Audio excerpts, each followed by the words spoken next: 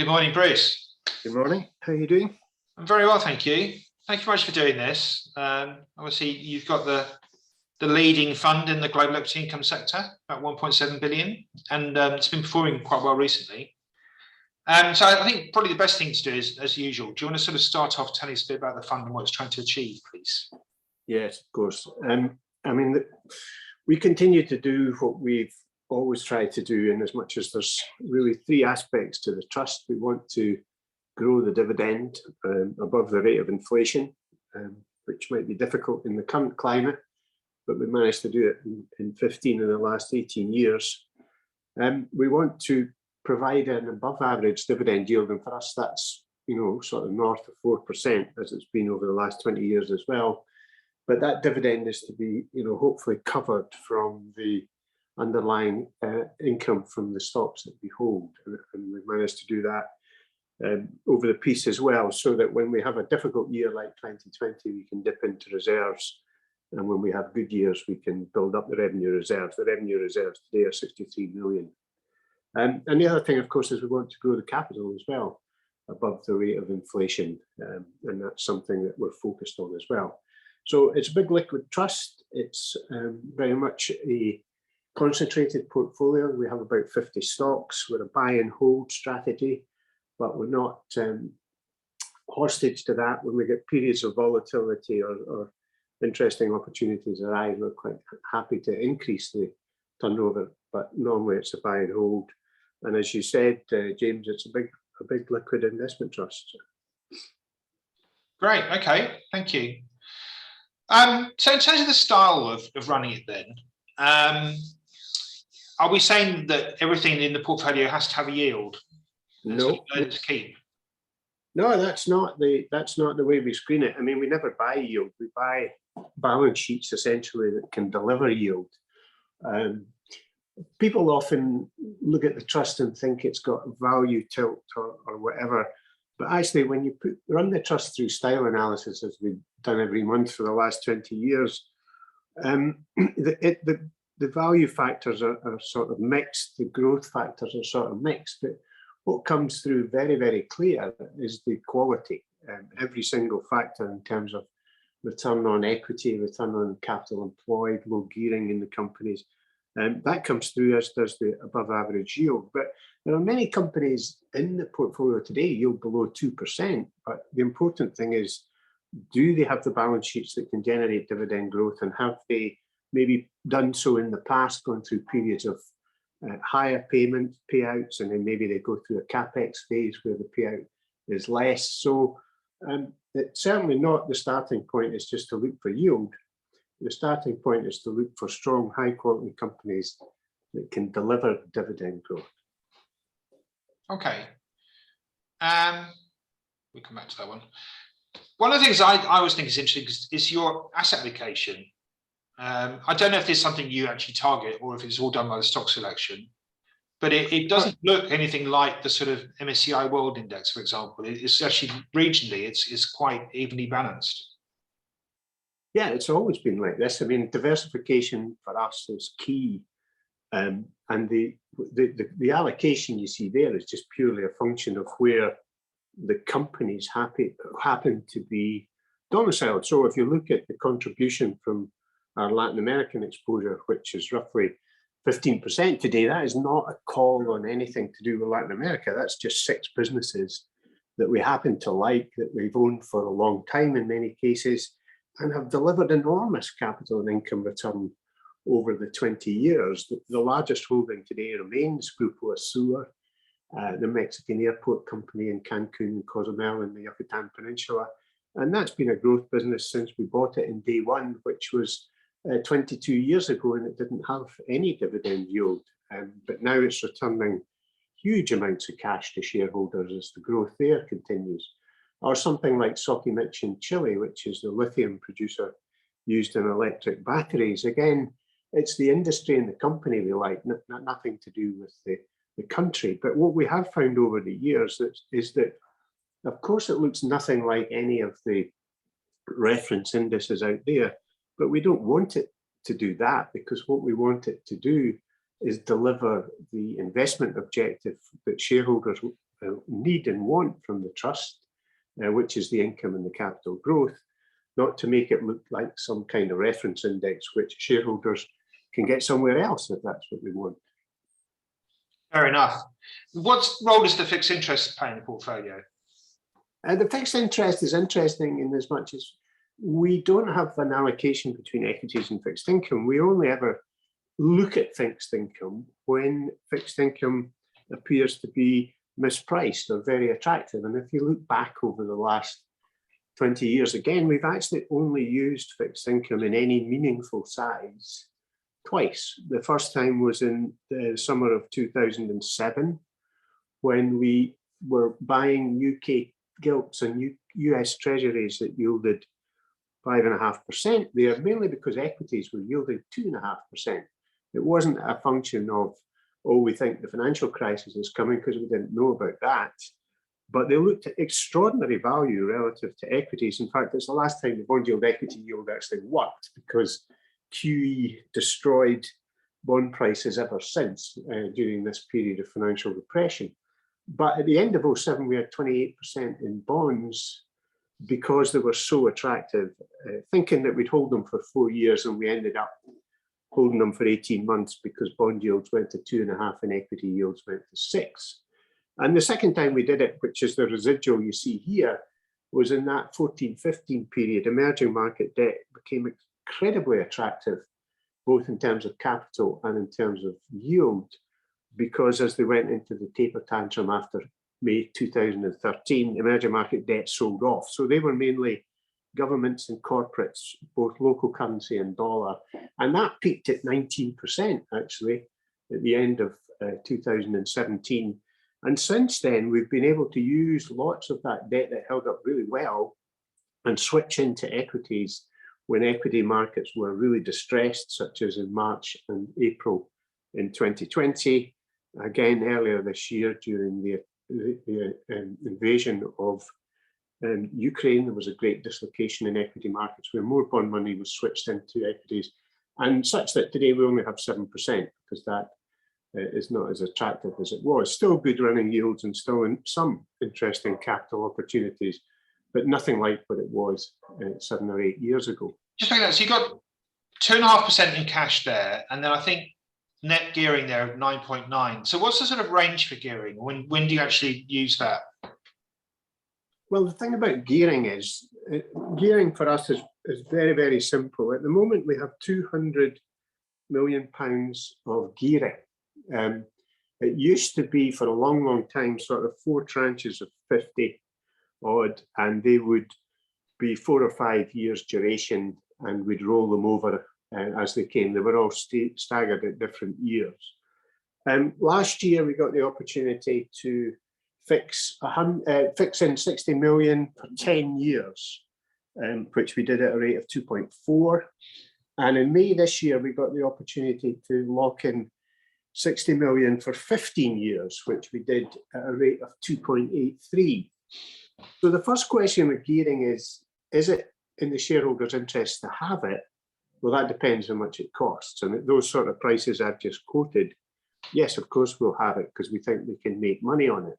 The next thing is, what do you do with it when you have it? Do you have it invested in the market or what? Well, if you're paying that price for it, we always think we can find somewhere in the market, whether it's a bond or an equity, that will get a return on that. But that's the beauty of Mint's investment mandate. It's so flexible that it can go anywhere in the world in any asset class, although it only ever sticks to bonds and equities, that if gearing is that sort of price, then it makes sense. And whether that will be the case in the future or not will depend upon inflation rates.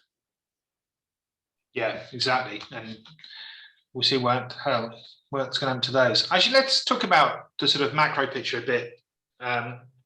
There's a question here saying, are you expecting more financial repression? I don't know about that. I think that's a very, very good question, actually, because there's a whole generation of people here today that's all they know. And in 2008, for whatever reason, and actually you can trace it back beyond 2008, but at some point central banks, particularly the Fed, but the UK as well, embarked on a path of managing asset prices rather than managing price stability. And by that, I mean they were more interested in not upsetting markets than making sure that price stability would be there for the long term with real interest rates. So you got what's called financial repression, you got central banks increasing the balance sheets. If you look at the so-called developed world in the last, excuse me, sorry about that, in the last, can you hear me okay, sorry? Yep. Yeah, in the last 15 years or so, central banks have gone from 5 trillion of debt to 35 trillion of debt because of printing money and expanding the balance sheets. So they've got themselves in a terrible situation now where inflation has come back into the system because globalization is reversed, because lots of the flow of labour around the world has regressed the way it was. So many of the deflationary forces have completely reversed, and inflation's come back in, and now they find themselves having to raise interest rates to try and scramble back to some sort of respectability and get some credibility. But that's going to be very, very difficult now that inflation's gone into the wage system, and it's not just prices. So the talk was not of quantitative easing, it was that we were going to have quantitative tightening, which is essentially unwinding all that outstanding government debt, but that would be very punitive in as much it continued to put upward pressure on interest rates, bond yields, particularly at the long end, with all the consequences that has for borrowing and credit quality. So central banks are really caught between a rock and a hard place here. I might just say, actually, James and Richard, that if we look up until the last 10 years or something, the world was kind of priced for 2% inflation, 2% interest rates, 2% wage growth, pretty benign situation, which enabled inflation to take hold in lots of areas, such as asset prices, bond prices, property prices, and expectations all over the place. We've now probably gone back to pricing for a 5% world at the moment, and that's the optimistic scenario, where 5% interest rates wouldn't be out of place with the current inflationary pressures. You're not going to get 5% growth, that's for sure, but you certainly get 5% wage inflation, if not more. The danger is, I guess, if it overshoots too much and goes up to 7 or 8, then what the central banks do in response, we've really no idea whatsoever. But I'm talking about the so-called developed world here, because they have the legacies of all the bailouts for the financial crisis and the bailouts for COVID. There's lots of parts of the world that don't have that sort of leverage in the system, don't have the onerous debt servicing, and will not be as affected by interest rates as much as the developed world. And therefore, there's still a lot of good growth opportunities there, because of the demographics. The demographics remain really, really good elsewhere in the world. When your sort of Asia allocation there, or I know it's not allocation, sorry, in the Asia exposure, how much China is there in there? 2.5%. So not much. So China, for a lot of people over the last 10 years, has been tech, but Chinese tech was of no interest to us, just as US tech was of no interest to us. And because the stocks weren't, one, they were far too expensive, they had been for years, but also they never really had any commitment to paying out dividends to shareholders because they see it as a weakness. They think the market will interpret them as going ex-growth if they start to pay dividends. They've always done that. So we're not bothered about that. It's not appropriate for delivering our investment mandate, so we've never had them. But you can't underestimate the damage that the Chinese situation's done to many unconstrained global portfolios because they were in tech.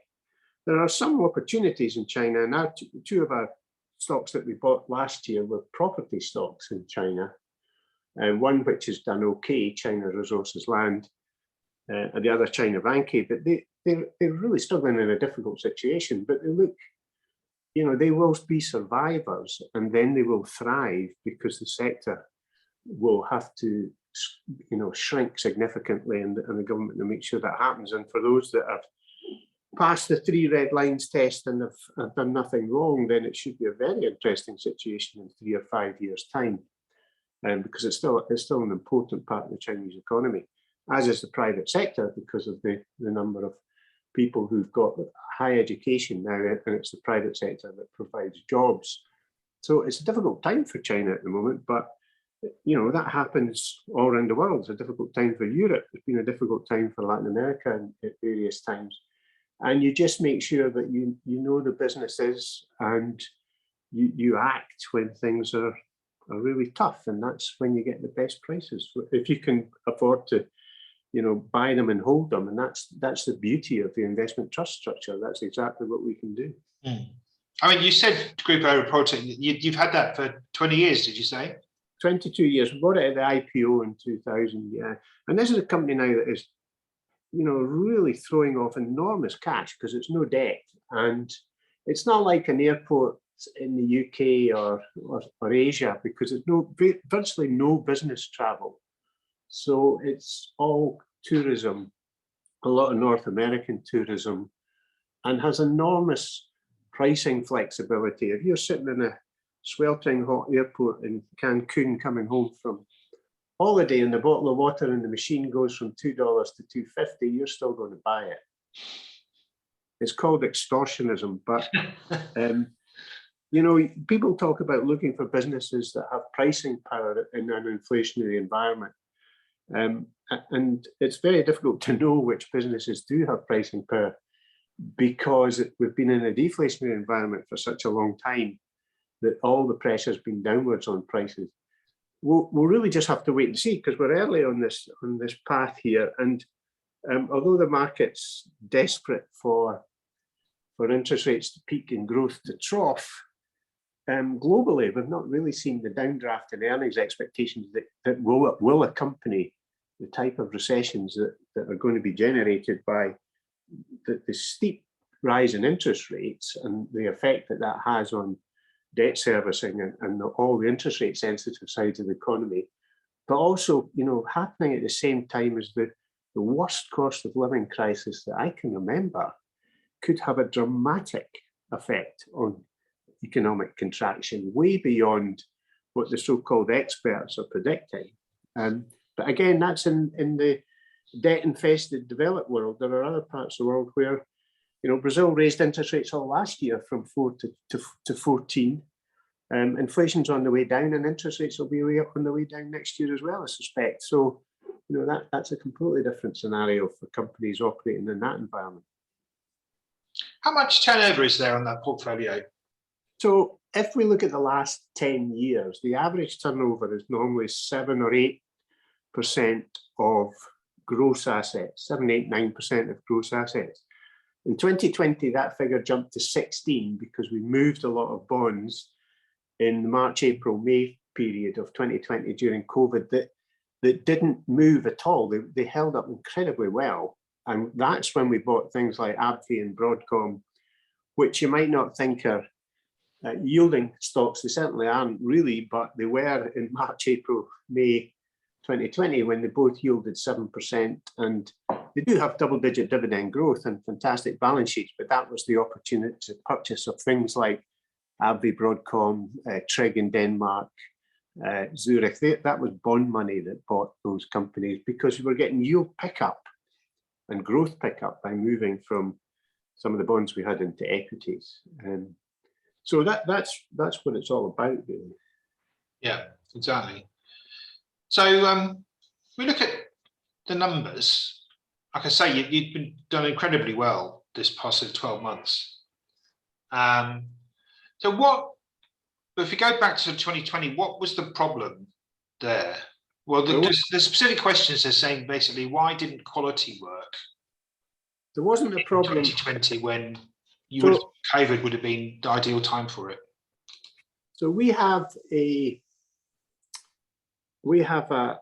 December year end, and in 2020, there wasn't a problem for Mint, in as much as we didn't lose any money for shareholders, and we increased the dividend above the rate of inflation. Admittedly, there was no inflation, but it was an increase in inflation. The dividend that was above inflation. And in 2020, because income stopped, companies either couldn't pay dividends or didn't want to pay dividends because they had no transparency in the outlook, or you had regulators saying that banks couldn't pay them or insurance companies pay them.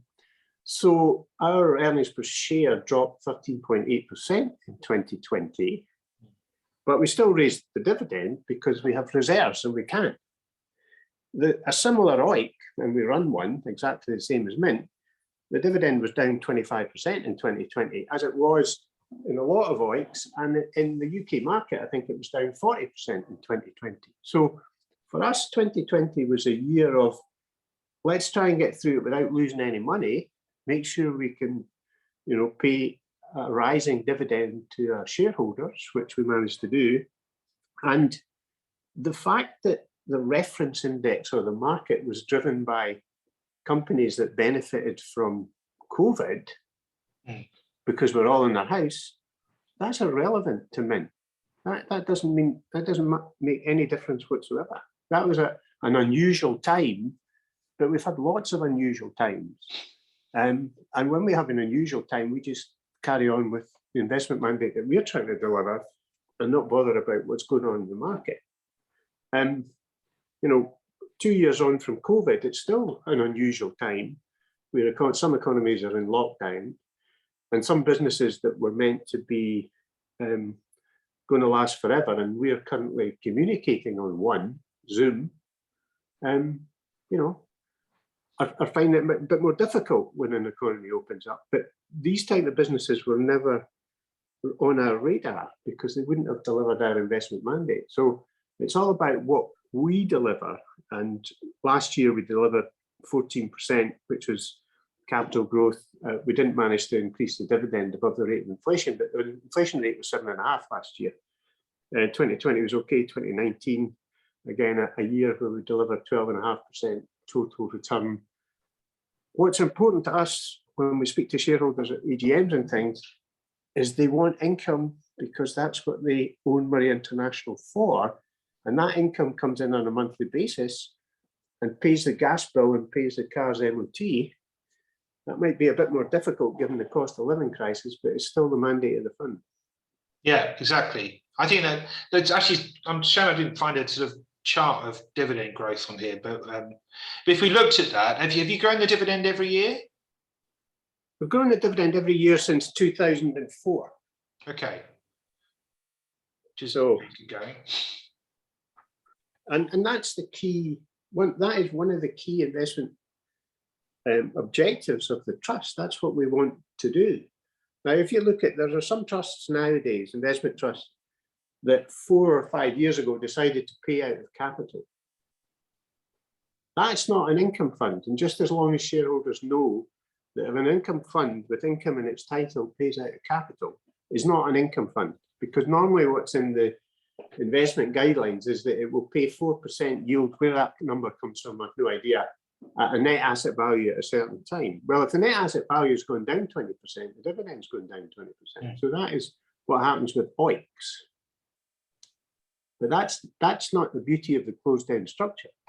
So an investment trust that plays out of capital, if we go into a 3-year bear market like 2000, 2001 and 2002, may well struggle to pay dividends. Dividends will be cut if that's the way that dividends are calculated on the total net asset value at a certain time of the year, Yeah, I'm nodding.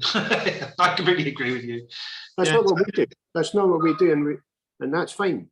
But and people have to know that, because a lot of markets in a lot of countries that are not suitable for perhaps an income mandate because the market and the companies in the market don't pay enough yield. And let's take Japan because it's a brilliant example.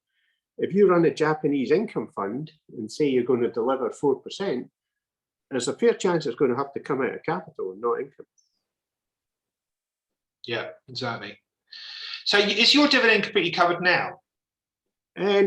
No, I mean, 2020 was such a hole. We had to Yeah. go into reserves for 10 million that year. 2021, we went into reserves for 4 and a bit, 4.2, I think it was. This year, we've continued to see good improvement. But, you know, we're only 5 weeks away from the year end, so I can't give you any detail at the moment, James. Yeah, fair enough. Okay. And what's the overlap between this fund and the OIC? What's the what? Between this fund, Murray International, and the equivalent OIC? The only difference between this and our OIC is the OIC doesn't have 7% in fixed income, but the OIC can only pay out what it earns. That's what an OIC does. So it has no revenue reserves, and that's why the dividend was hurt so much in 2020. Yeah, okay. The specific question here about the Asia, is there an overlap between this and Aberdeen Asian income? We don't sit and look at Aberdeen Asian income.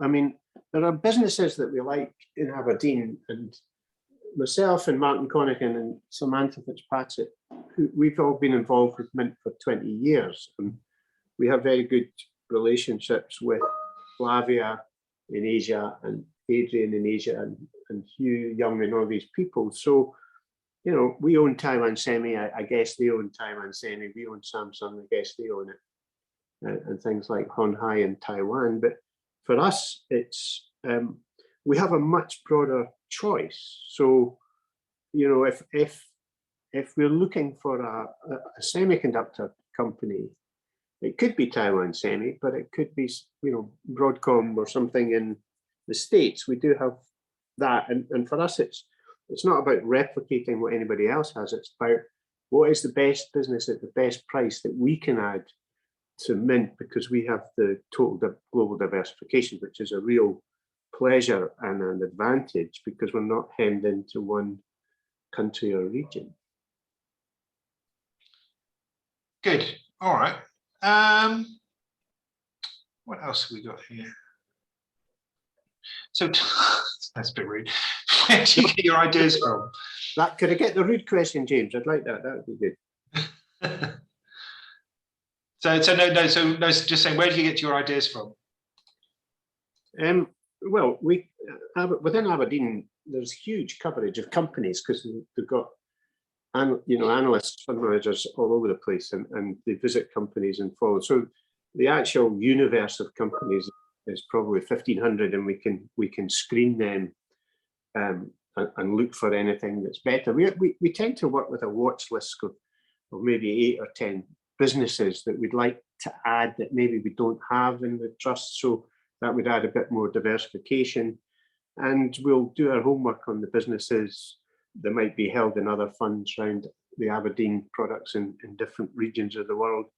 And if we get some dislocation and the price looks attractive, then that might be the catalyst for initiating a new position. If not, as I say, the turnover is low. It's very low because we like to get hold of a good business that we like and just for it to continue to deliver. So we might not have the same weight in it all the time. I mean, something like Taiwan Semi, Taiwan Semi has been in the portfolio for over 15 years as well. And what people forget is it's been years when it's done very little. In fact, it used to pay a dividend yield about 3.5. And then there's been times during tech rallies where it's just gone ridiculously high. Again, we don't hold any more than 5% in one position because that's an internal discipline that we like to recycle capital. And from your slide, you're going to say, well, you've got 5.3 in the sewer. Well, that's been rectified now. But what we do is, we've taken more out of Taiwan Semi over the last 10 years than we own in Taiwan Semi because it's continually breached the 5% and it's made us recycle the capital, which is a good thing, a very good thing. It's a good discipline. The last thing we want is to end up with 10% in one stock and then something happens to the company. That would be, a significant issue either on the capital side or on the dividend side. So we don't want to have too much exposure to one business on the capital. We want to have the income accrual diversified across the whole fund, not 20% in the fund generating 80% of the income or anything like that. And the way the world has gone in the last 20 years, that's exactly what we've been able to do. We've been able to get income growth in Asia, in Latin America, and different places that we couldn't have done 20 years ago. So if we were sitting here 20 years ago, you would have seen Mint with 46% in the UK, because the UK had a monopoly on yield and dividends, and you couldn't get it in Japan, you couldn't get it in Asia after the Asian crisis. Europe was patchy, America, there was nothing. Today we've got 4% in the UK, not because we're really negative on the UK, just because we can find other businesses in different parts of the world that deliver good yield and good dividend growth, and therefore we can diversify and protect shareholders' capital better than having too much exposure in one place. I think the diversification angle is a strong one actually for this. I mean, it's something I've been banging on for ages. There are an awful lot of UK equity income funds and not so many global equity income ones, and you just get access to different sorts of industries, don't you? You get access to different sort of industries, but the interesting thing about diversification, James, and you know this as well as I do, is that people are obsessed about not looking different, not being different. And we positively revel in being different, because why would you all want to be the same? I mean, I don't understand that. I mean, the great thing about the investment trust industry is the choice. If you want to buy a tech trust or a growth trust or whatever, you can, and that's really good. But when you get a period, and let's face it, I mean, 2020 and 2021 were very, very unusual years because of the backdrop of interest rates and the backdrop of liquidity, which was everywhere. I mean, how can you have 15% unemployment and everybody's got money? Well, only because of transfer payments. So the spending patterns and everything were absolutely abnormal. Normally, when you have 15% unemployment, there's no consumption. And therefore, you got all these tech stocks not only going to enormous valuations, but becoming huge parts of reference indices. Like an aggregate, a group of tech stocks are suddenly 30% of an index. Then, so many people feel pressure to have to be the same and be like that. But why? It's far more interesting to be different and just keep focusing on what you're trying to deliver than trying to be like everybody else. Fair enough. There's loads more questions, but I think we're running out of time. In terms of are you invested much in the fund? Which do you have a sort of favourite between the OIC and the trust? I've got a lot of Aberdeen investment trusts, but I can't tell you the names. It's a secret. Fair enough. I suppose the question that I get every now and then as well is, are you happy doing this for years to come? Is there still? I'm extremely happy doing this. I've been in such a privilege to do this, actually, because one of the things that's fantastic, and you know this as well, James, about investment is it's always different. It's never the same. So you see things every week that you've never ever seen. And I've been doing this for 36 years or so. I came back from holiday at the end of October, and because the Brazilian election was on, I thought there might be some interesting fixed income opportunities, because normally when it's tight in the Brazilian election, the bond market gets spooked and bonds will sell off. And all the yields were tight, and we couldn't find any interesting opportunities in the debt markets. And I looked down and I saw a UK 20-year gilt selling at 67 pence on the pound. I have never seen that in my life. I never thought I would ever see that in my life. When Argentina did unfunded tax cuts and had a bond market that was dependent on foreign capital, the country defaulted in 1999. It just beggars belief, actually, that you could even think that you could have unfunded tax cuts when you're totally dependent on foreign financing for your bond market. But to come in and see 67 pence on the pound in a 20-year gilt again, you know, it's the thing about this job, it's never the same. There is always something that comes along that is completely different, and that's what keeps you so interested in it. Great. No, thank you very much for that. Really interesting, and I hope you have another great year next year. So we'll have to finish up there, I think, I'm afraid. Okay. Thank you, Bruce. And thanks, James, thanks, Richard. We'll be back next week talking to Invesco Bond Income Plus, which is sort of one of the stable mates of NB Global Monthly Income, actually. So it's going to be quite interesting to see what they have to say about general direction of interest rates and how that's affecting what they're investing in.